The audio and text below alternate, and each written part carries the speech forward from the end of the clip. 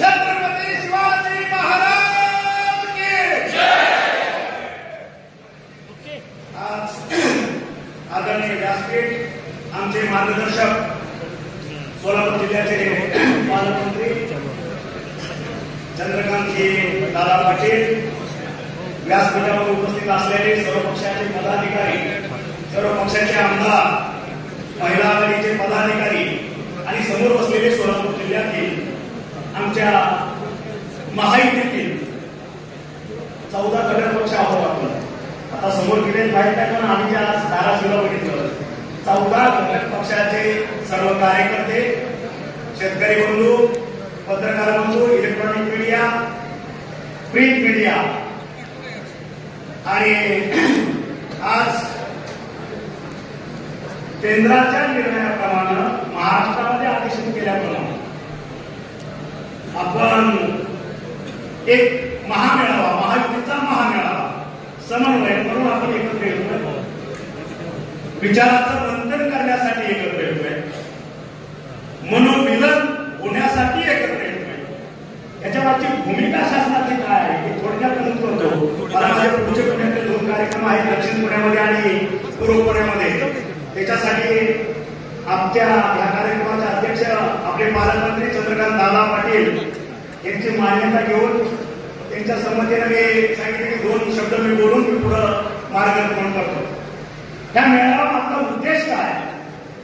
कारण तुम्ही बघितलं असेल 2019 ला असेल आपण सर्व लोकसभेच्या माध्यमातून एकमेकाच्या विरोधात ठाकलेलो होतो. 14 घटक पक्षाच्या बाबतीत मी बोलतोय. विधानसभेच्या माध्यमातून आपण एकमेकाच्या विरोधात ठाकलेलो होतो आणि हे सगळं करत असताना आज एकाच नेतृत्वाखाली, म्हणजे आज मी असं म्हणेन भारताचे पंतप्रधान नरेंद्र भाई मोदी हे भारतापुरतं नेतृत्व आज मर्यादित राहिलेलं नाही. विश्व नेतृत्व म्हणलं तरी मला वाटतं वावगट करणार नाही. आणि त्या एका व्यक्तीच्या साठी आज संपूर्ण महाराष्ट्र जो वर्षानुवर्ष आपण एकमेकाची डोकी फोडत होतो, त्या एका विचारानं प्रभावित होतो आपण आज सर्वजण एका व्यासपीठावर येतोय आणि हा महामेळावा या ठिकाणी आपण त्याचं आयोजन केलेलं आहे. म्हणजे महाराष्ट्र हा संपूर्ण देशाला एक मार्गदर्शक ठरतो. पूर्वगामी महाराष्ट्र आहे, ते महाराष्ट्रात घडतं ते संपूर्ण भारतभर घडत असतं. आणि म्हणून एवढी टोकाची भूमिका घेणारे आपापल्या विचारधारा गेले 50 वर्ष आपापल्या पद्धतीनं चालत आहे. आज एका विचारानं प्रेरित होऊन आज एक व्यासपीठावरती आलो. आपले वैयक्तिक आणि सर्व मतभेद भेटून मातीत घालून फक्त एकाच विचारानं, फक्त नरेंद्र भाई मोदी आणि नरेंद्र भाई मोदी. आणि म्हणून जर महाराष्ट्र अशा पद्धतीने करू शकतो, विचारावर विश्वास ठेवून, कर्तृत्वावरती विश्वास ठेवून जर आपण अशा पद्धतीच्या टोकाच्या भूमिका घेणारे आपण सर्वजण आज एका ठिकाणी येऊन मनोमिलन करत असू, मला वाटतं त्याच्यासारखी दुसरी जे काय का असेल दुसरी असू शकत नाही. आणि हाच संदेश जो महाराष्ट्रात आहे तो संपूर्ण भारतामध्ये जाणारा असा शकत नाही.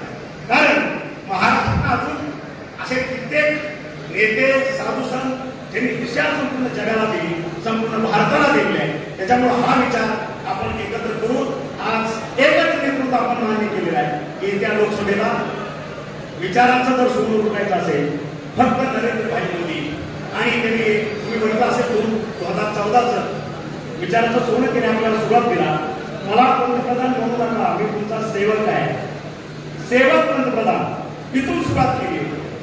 चहावाला सेवक पंतप्रधान 14 ते 19 आपण बघितलं, 19 ते 24 बघितलं. ज्या पद्धतीनं महाराष्ट्र प्रगती करतोय, ज्या पद्धतीनं देश प्रगती करतोय. आणि तुम्ही बघितलं असेल योग महोत्सवामध्ये माननीय पंतप्रधान महोदयांनी सांगितलं की आपली अर्थव्यवस्था गेल्या 10 वर्षामध्ये जागतिक लेवलमध्ये पहिल्या 5 मध्ये आहे आणि आता नवीन स्वप्न घेऊन जातोय. पुढच्या 2024 ते 2029 मध्ये आपली अर्थव्यवस्था पहिल्या 2 ते 3 मध्ये असेल. म्हणजे 5 ट्रिलियन इकॉनॉमी करायचे स्वप्न माननीय नरेंद्र भाई मोदींनी आपल्याला दिलेलं आहे.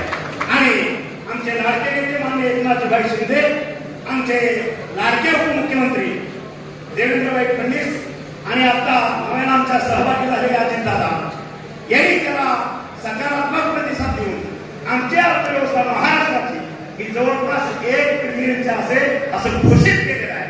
आणि जर एक लेनची अर्थव्यवस्था करायची असेल तर आपल्या सर्वांचं त्या दिशेने पाऊल पडणं हे गरजेचं आहे. आणि म्हणून